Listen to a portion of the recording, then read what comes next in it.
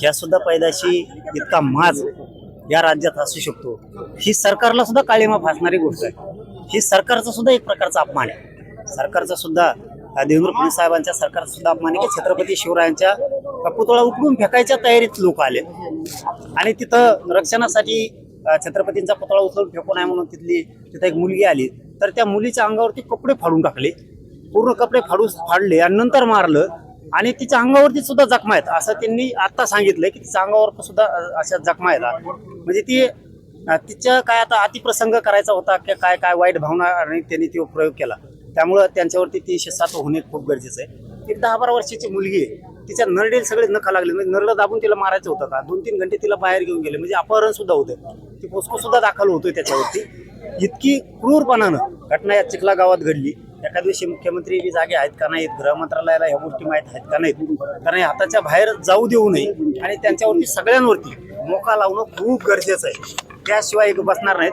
कारण ही परळीची लाभार्थी टोळी आहे, कारण त्यांच्या जाती सुद्धा चांगले लोक आहेत आणि यांना वाटतं जाती दंगल व्हावा आणि आम्हाला ती होऊ द्यायची नाहीये आणि यांचं स्वप्नच ते ह्या लाभार्थी टोळीचं। त्या टोळीतले तिकडे काही लोक आहेत आणि ते हे प्रयत्न जाणून बुजून करतायत की जातीय तेढ जातीय दंगली निर्माण झाल्या पाहिजेत, या भूमिकेतून त्यांनी कालचा केलेला हे प्रयोग आहे। शांत राज्य असताना सुद्धा दूषित करायचं काम यांच्या हातातून सुरू आहे, परंतु मुख्यमंत्र्यांनी याच्यात लक्ष घालून याची सखोल चौकशी करून जिल्ह्या संबंधित काही अधिकारी होते त्यांनी का रोखलं नाही सुद्धा चौकशी झाली पाहिजे आणि ते दोषी आढळले नसतील तर त्यांना सुद्धा विनाकारण मग अधिकाऱ्यांना सुद्धा इथल्या असणाऱ्या कोणते कॉन्स्टेबल कोणते यांनाही त्रास देऊ नये, पण अगोदर चौकशी करा। ते जर आढळले तर त्यांना सुद्धा निलंबित केलंच पाहिजे, पण नाही आढळले तर काही जणांचं म्हणणं आहे त्यातल्या काही अधिकाऱ्यांनी सहकार्य केलंय, इथल्या पोलिसांनी काहींनी केलं नाही, त्याची चौकशी सुद्धा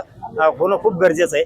आणि जर ही गुन्हे दाखल करून त्या आरोपींना आज सगळे गुन्हे म्हणतो आम्ही आज 5 वाजे 6 वाजेपर्यंत तर सगळे गुन्हे दाखल झाले नाही, म्हणजे 307 पासून ते पोस्को पासून अपहरणापासूनचे सगळे गुन्हे जर दाखल झाले नाही, डोक्यात दगड घालायचा प्रयत्न केला आहे, म्हणजे डोक्यात दगड घालून मारून टाकायचं ही प्रयोग होता। छत्रपतींची विटंबना केली गेली, ती यांना जातीय तेढ निर्माण करायचा होता, सामूहिक कट रचून हे आले होते, त्याच्यात 120 लागलाच पाहिजे कारण यांनी सामूहिक तिकडं संगनमत केलं होतं आणि ती कट रचून तिथं सगळ्यांनी मिळून हल्ला केला, कारण यांना सगळ्यांना मोका लागतो 120 खाली ते सगळेजण येतात। हे गुन्हे दाखल झाले पाहिजेत आणि ते करतील, SP साहेब करतील, इथले पोकळे साहेब करतील, इथले DYSP साहेब करतील। त्यांनी नाही केले तर 25 तारखेला त्यानंतर आम्ही तारीख डिक्लेअर करणार आहेत, पुऱ्या राज्यातले मराठी या चिखला गावात येणार। मी त्यांना माईक मधूनच सांगितलं की SP साहेबांनी DYSP साहेबांनी सगळ्यांनी सांगितलंय की गुन्हे दाखल होणार, एकही आरोपी याच्यातला सोडला जाणार नाही, ज्या पद्धतीने जॉब दिला जाईल, कारण ती रात्री घाबरलेली होती, तिचा डबल जॉब घेणं गरजेचं आहे। आता तिचा जॉब त्या लेकरांचा 12 वर्षाच्या मुलीचा पाय मोडलेल्या एका मुलीचा जॉब घेणं गरजेचं आहे, त्या जॉबनुसार सगळ्या कलमा येतील आणि त्यानुसार यांना सगळ्यांना अटक होईल असं सांगितलंय। आणि आम्ही SP साहेबांवरती परत पोकळे साहेब आहेत त्यांच्यावरती विश्वास ठेवलाय, DYSP साहेबांवरती विश्वास ठेवला की सगळ्यांना अटक करतील, त्यांनी नाही केलं तर 25 तारखेला आपण एकत्र पुन्हा जमू, 25 तारखेनंतर तारीख डिक्लेअर करू। आज मी जाहीरपणाने सांगितले सगळ्यांनी शांत राहायचं, आपण आपल्या गावाकडे शांततेत सगळ्यांनी जायचं। रोहित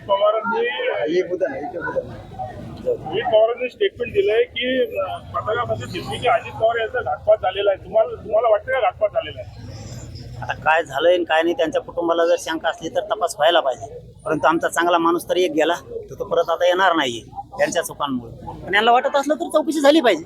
एक महत्त्वाचा प्रश्न, स्वर्गवासी संतोष देशमुख यांचे जे भाऊ आहेत देशमुख यांनी कसा आरोप केला की जो कृष्ण आंधळे आहे हा 3 वेळा गावात येऊन गेला मसाजोगमध्ये, ते गंभीर बाब आहे, त्याच्यावरती तर एक गृह मंत्रालयाला कळवायला समोर घ्या ना सर, की जर एक कुख्यात गुंड ते आरोपी फरार झाला, तो जर मसाजोगमध्ये येऊन गेला असं तरी गंभीर बाब आहे, त्या कुटुंबाला धोका आहे। आणि यांचं काय झालंय बघा आता या टोळीचा पुरा खेळ संपत आलाय जवळपास। ही जे लाभार्थी टोळी होते ना, खून करणे, अपहरण करणे, जमीन बळकावणे, जमीन बळकावल्याच्या नंतर त्यांनी त्या राखा वाळू हे काढणं, पीक विमे लोकांच्या नावावर महाराष्ट्रभर काढून पैसे काढणे, ही टोळी जवळपास जेलमध्ये जात आली, त्यामुळे त्यांना ना आता काही सुचतच नाही, खायला काही मिळत नाही। त्यामुळं हे असे कृत्य घडून आणायला लागले. आता महादेव मुंडेंचं प्रकरण मला वाटतं त्याच्यात सुद्धा नार्को टेस्ट आताच फोन होता, नार्को टेस्ट त्या आरोपींची झाली. आता त्याच्यातही पुढं पुढं येईलच आता, कारण हे यांनी एवढी चूक केली ना ह्या धनेनी यांनी ही विनाकारण ही असली टोळी वाढून ठेवलीमुळं त्यांच्या जातीच्या मुळावर आल्या. आता या गुंडगिरीची यांना सवय लागली, पैसा कमवणे, गुंडगिरी करणे आणि त्याच्यातून राजकारण करणे. आणि आता काय झालंय ते सगळं बंद झालंय. त्यामुळे हे पूर्ण बिथरलेवणी झाले. आणि तीच लाभार्थी टोळी आता ह्या दोन नेत्याच्या अशी मुळावर आली. यांच्यापासून मराठा समाज तुटायला लागला, दलित मुस्लिम तुटायला लागला, यांच्यापासून बंजारा समाज लांब जायला लागला, त्यांच्यापासून सगळे लोक लांब जायला लागले. आणि त्यांच्याही जातीत आता कुजबूज सुरू झाली की ह्या लाभार्थी टोळी या धनेनी यांनी तयार केली. याच्यामुळे आपली जात बदनाम व्हायला लागली. कारण आमची मराठा समाज त्या जातीवर इतकी माया करायचा, इतकी इज्जत करायचा त्यांची, पण यांनी असले प्रकरण सुरू केल्यापासून लोक त्यांची माया इज्जत करीनात. आणि हे त्यांच्या जातीच्या हुशार लोकांच्या लक्षात यायला लागलं. त्या लाभार्थी टोळीमुळे आपली जात बदनाम व्हायला लागली. आणि म्हणूनच यांना दंगल घडवायची या लाभार्थी टोळी. आणि नेमकी आम्ही ती होऊ देत नाहीये. कारण या जाती दंगल झाल्यावर काय, चांगले गरीब लोक आहेत ना त्यांच्या, ते विनाकारण त्यांच्या सुद्धा मुळावर येणार आहे की लाभार्थी टोळी त्यांच्या जातींना रोखलीच पाहिजे. आणि धन्याची वारंवार डावं करतो ना, त्यांनी थांबविलं पाहिजे. त्याच्या मुळाशी येतील एका दिवशी. आंधळे गावात येतो हे धनंजय देशमुखांना माहिती पडतं, पोलिसांना का माहिती पडतं नाही, त्याच्यावरती आता मी धनंजय भैयाला बोलतो देशमुखांना की काय परिस्थिती आहे. मला आज आमचा काय कॉन्टॅक्ट झाला नाही, ते असेल तर गृह मंत्रालयाला सांगू. मात्र ते खूप गंभीर घ्यावं लागणार. नसता ते देशमुख कुटुंबाच्या परिवाराला पुऱ्या धोका होऊ शकतो. पूर्ण कुटुंबा त्यांच्या जीवावर बेतू शकतं. ते रात्री हल्ला करून मारून टाकू शकते. त्याला हे होऊ शकतं. हे गृह मंत्रालयाने गंभीरतेनं घेणं खूप गरजेचं आहे. वाल्मिक कराड यांनी जामिनासाठी सुप्रीम कोर्टात अर्ज दाखल केलाय. 26 तारखेला सुनावणी द्यावं. तू कुठं जाय म्हणा, तू सुप्रीम कोर्टात जाय, नाही तर ट्रम्पकडे जाय, तिकडं कुठं जाय, तुला सुट्टीच नाही. इतकं पाप केलंय ना तुम्ही. उलट त्याच्याच कुटुंबाने सांगायला पाहिजे आता हे सगळं धन्यामुळे भोगलंय, हे सगळं प्रॉपर्टी धन्यामुळे. आणि आता आमचा माणूस आत गेलाय, त्याच्या बायकोने त्यांनी सांगायला पाहिजे. आशावर जगू नये त्यांनी, आज येईन उद्या येईल. आता बाहेर नसतो खेळ. इतका क्रूर खून करणारा बाहेर असतो का? आणि सरकार टिकल का? त्याला जर जामीन झाले ना, सरकार पडलं त्या दिवशी. चल, धन्यवाद.